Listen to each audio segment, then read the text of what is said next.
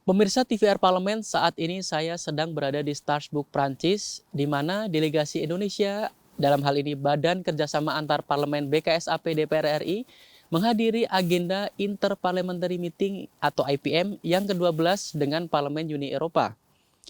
Dalam pertemuan ini, delegasi Parlemen Indonesia sendiri diwakili oleh jajaran pimpinan dan anggota, diantaranya adalah Ketua BKSAP DPR RI Fadlizon, Wakil Ketua Putu Supatmarudana, Wakil Ketua Gilang Dila Farares, dan juga anggota BKSAP Agustina Wilujeng Pramestuti.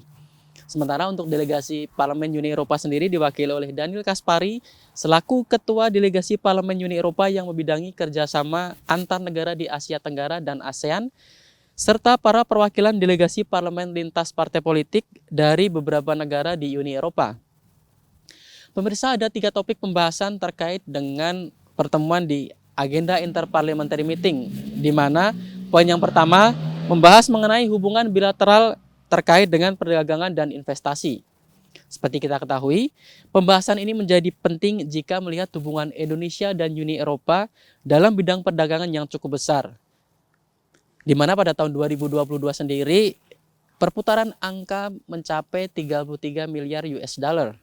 Hal ini sekaligus menempatkan Indonesia menjadi negara kelima terbesar di ASEAN yang menjadi partner dagang dari negara-negara Uni Eropa.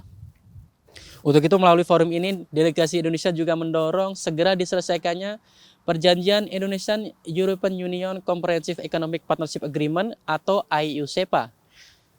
Tak hanya itu, dalam pertemuan ini, delegasi Indonesia juga mendorong parlemen negara Uni Eropa untuk bekerja sama secara fair dan tidak diskriminatif kaitannya dalam kebijakan European Union Deforestation Regulation, di mana aturan ini mendiskriminasi 7 komoditas yang masuk pasar dagang Eropa, antara lain minyak sawit, kopi, karet, dan beberapa produk perkebunan lainnya.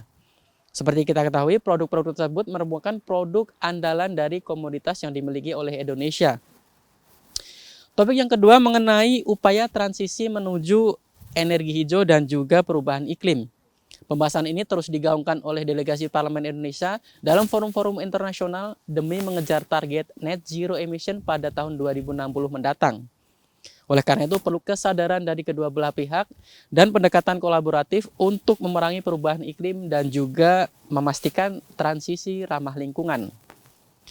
Dan tak kalah penting, pembahasan yang ketiga di dalam forum IPM ini adalah mengenai isu keamanan global, di mana salah satunya terkait dengan konflik Palestina-Israel.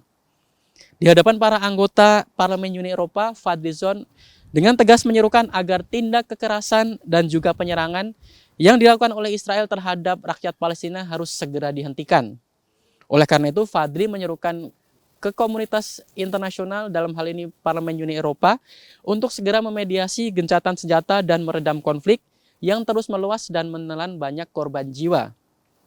Fadli juga menegaskan bahwa Indonesia akan terus konsisten dalam mendukung perjuangan rakyat Palestina untuk mencari kemerdekaan, tentunya dalam kerangka-kerangka aturan internasional dan juga solusi dua negara. Selain isu Palestina, pertemuan tahunan ini juga membahas berbagai permasalahan keamanan regional dan global yang mendesak, antara lain dari Myanmar, Laut Cina Selatan, konflik Ukraina dan Rusia, hingga strategi dan kerjasama perdamaian Asia Pasifik. Tak hanya forum IPM, rangkaian kegiatan delegasi Indonesia juga diisi dengan pertemuan bilateral dengan beberapa ketua parlemen delegasi Uni Eropa. Di antaranya Ketua Komite Perdagangan Internasional Bernard Lang, serta Ketua Bidang Kerjasama Internasional David McAllister. Pertemuan bilateral ini berfokus pada penguatan hubungan kerjasama internasional Indonesia dan Uni Eropa dari segala aspek, di antaranya adalah aspek ekonomi, keamanan, serta pembangunan yang mengutamakan ramah lingkungan dan juga berkelanjutan. Pemirsa, tentunya dalam pertemuan-pertemuan ini diharapkan hubungan Parlemen Indonesia dan Uni Eropa dapat terus meningkat dan semakin terus bekerjasama dan kolaboratif untuk menghadapi berbagai macam tantangan global ke depannya. Dari Strasbourg, Prancis, Sigit Rilo, TVR Parlemen melaporkan.